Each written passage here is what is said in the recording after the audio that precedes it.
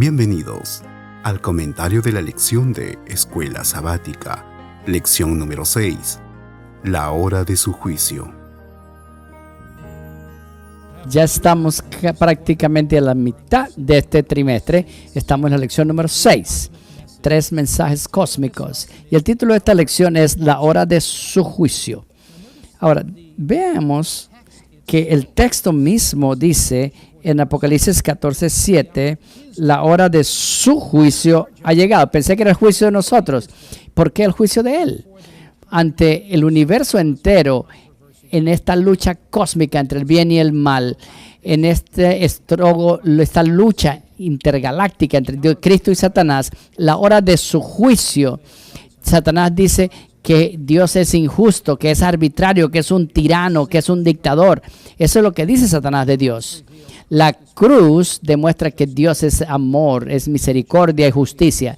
Y el juicio revela que cada oportunidad, cada vida, Él es amoroso. ¿Qué quiere decir la hora de su juicio ha llegado? De acuerdo a Apocalipsis 22:12, dice la Biblia que va a llegar un momento en que el que es justo siga siendo injusto, el que sea sucio siga siendo sucio, el que es justo siga siendo justo y el que es santo siga siendo santo.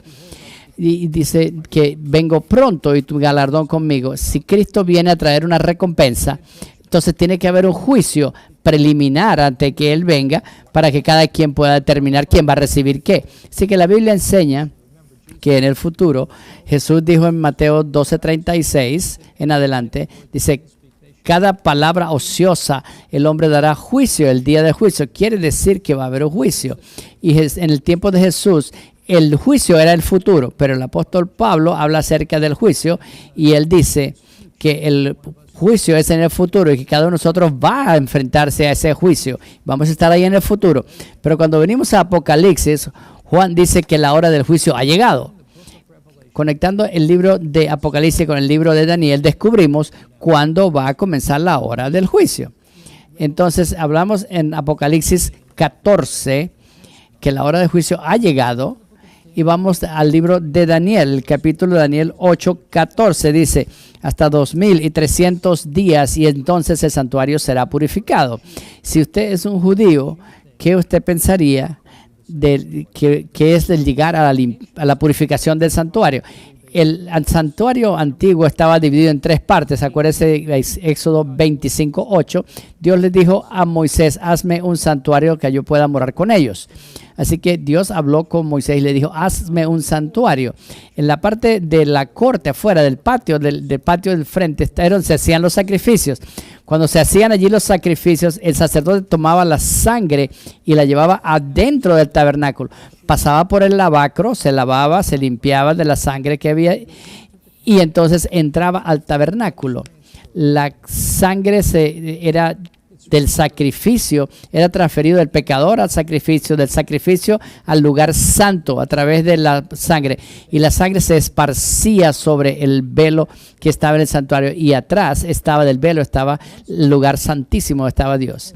Una vez al año, en el día de la expiación, el sacerdote entraba con una sangre que no tenía pecado, no se le había puesto pecado en ella.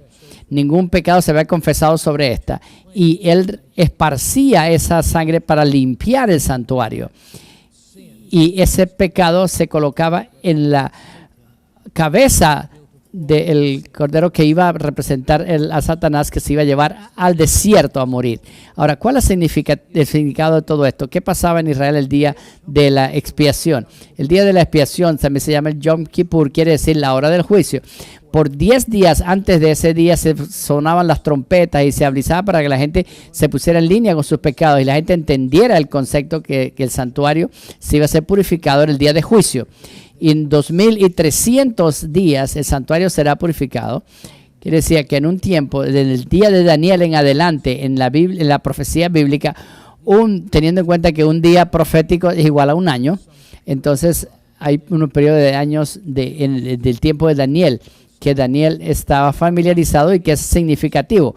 Obviamente, esto iba a pasar, no podía pasar antes de ese tiempo, pero encontramos acá que es un evento significativo que va a pasar, que es para ir a reconstruir a Jerusalén, que se pasó ese decreto por Artajerjes en el año 457 a.C., que los israelitas podían salir de la cautividad persa, medo-persa, habían sido cautivados por Babilonia, pero iban a ser libres a través de este decreto de Artajerjes.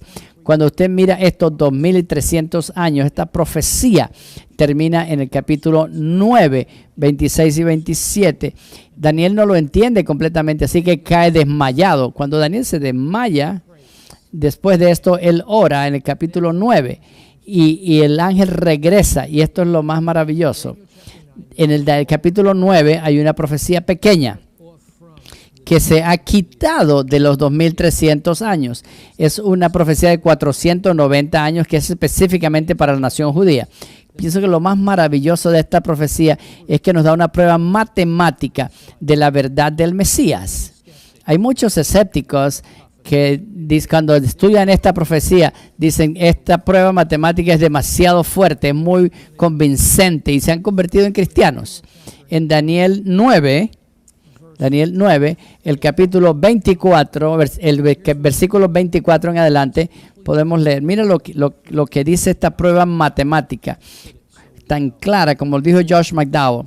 El autor dijo, cuando te conviertes en cristiano, tú no tienes que sacudir tu cerebro. Hay una evidencia más que suficiente de que Cristo es el Mesías. Y esta es la evidencia que muestra. En capítulo 9 de Daniel, versículo 24 en adelante, dice: 70 semanas están determinadas sobre tu pueblo y sobre tu ciudad santa. ¿Cuál es la gente de Daniel? Los judíos, la nación de Israel. Durante ese tiempo, el Mesías va a venir y va a terminar la prevaricación, poner fin al pecado, expiar la iniquidad. Y entonces el ángel le dice a Daniel: sepas pues y entiendes. Cuando el ángel dice sepa y entiende, quiere decir que nosotros necesitamos saber y entender que desde la salida de la palabra hasta el Mesías príncipe, aquí el Mesías príncipe Jesús, habrán 7 semanas, 70 semanas y 2 semanas. Y son 20 y son 7 semanas, son 69 semanas.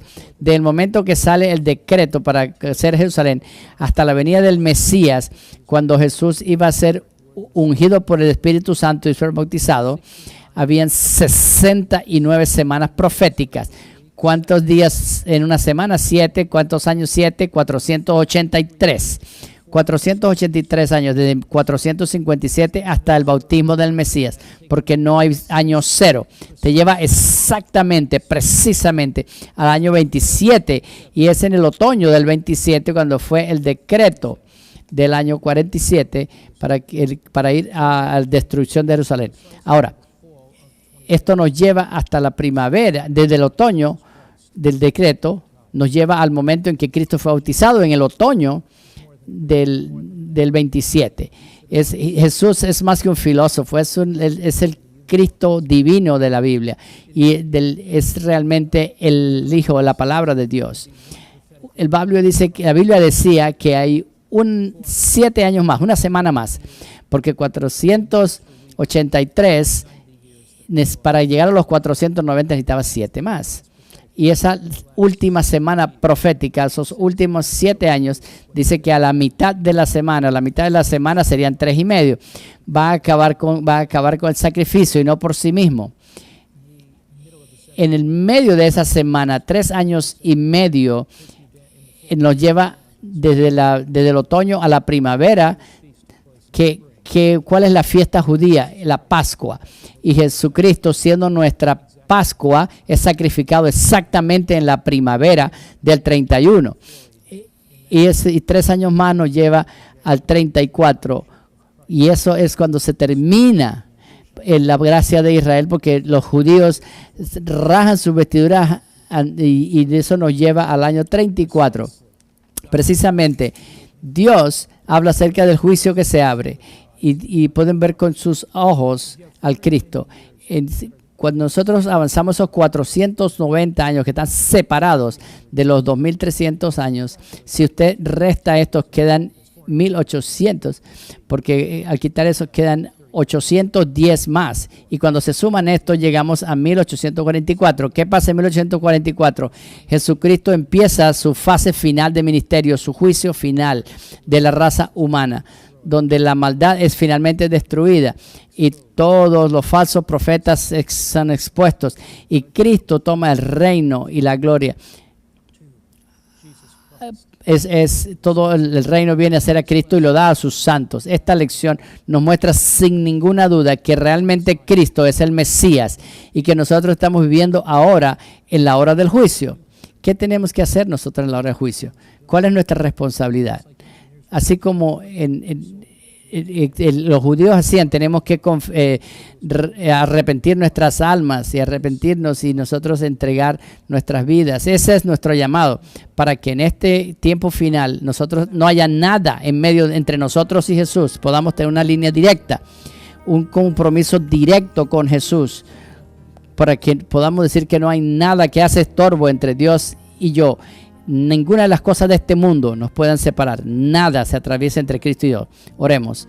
Padre Celestial, queremos que no haya nada que entorpezca nuestra comunicación entre tú y nosotros. Queremos solamente hacer lo que a ti te place, Señor.